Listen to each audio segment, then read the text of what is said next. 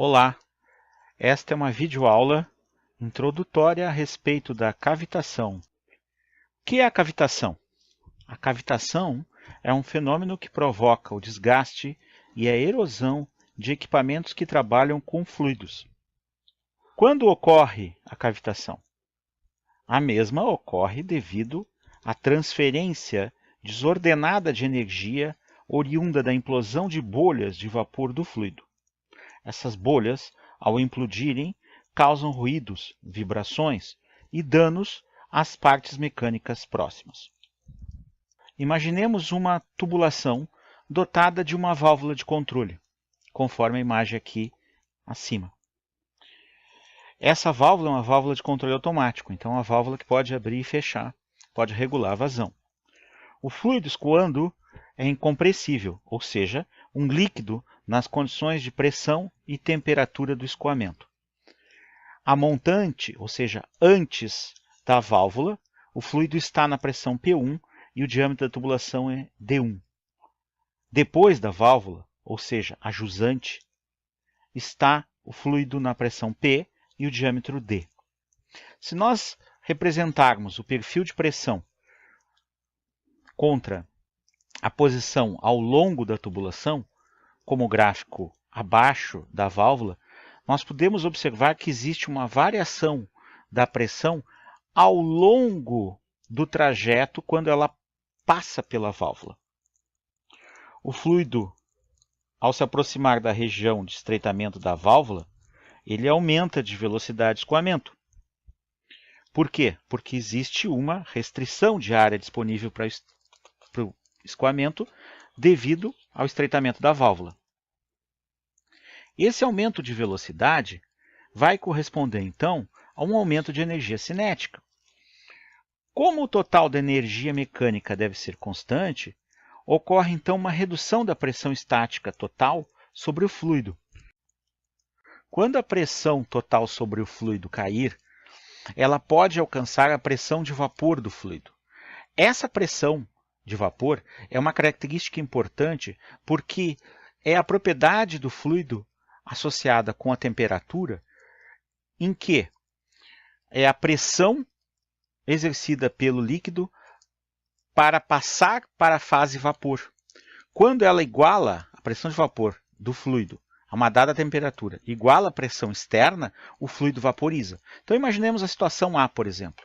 O fluido foi atravessar a válvula, a velocidade aumentou, a pressão total caiu e ela caiu abaixo da pressão de vapor. O fluido vaporiza.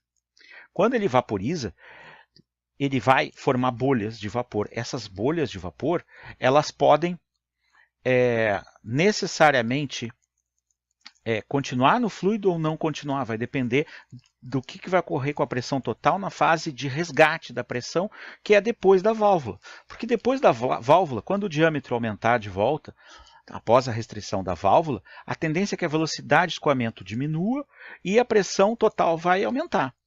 Óbvio que vai haver uma diferença, que é essa diferença mostrada aqui no gráfico, que é o ΔPV, que é a perda de carga associada à válvula. Então, a pressão depois da válvula nunca resgata o valor total inicial. A pressão volta para um valor um pouco inferior. Depende da perda de carga na válvula.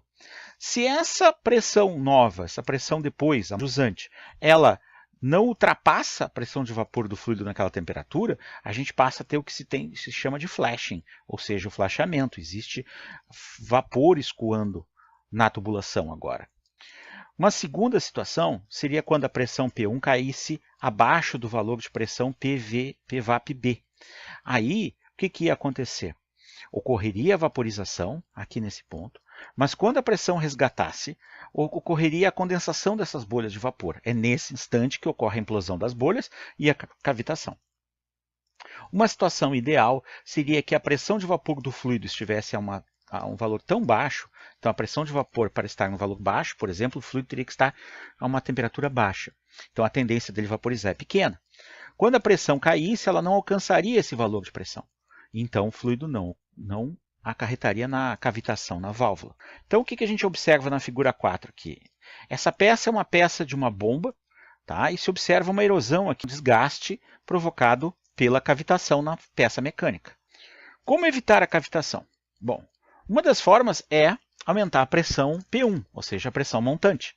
Uma outra forma seria diminuindo essa temperatura do fluido, o que leva a uma diminuição da pressão de vapor, porque quanto menor a temperatura, menor a tendência do fluido a vaporizar.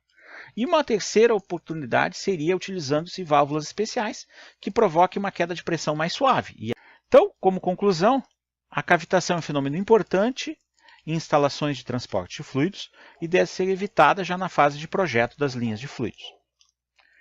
Essa videoaula fez parte das tarefas do curso de ensino à distância sobre produção de videoaulas do IFRS em janeiro de 2019.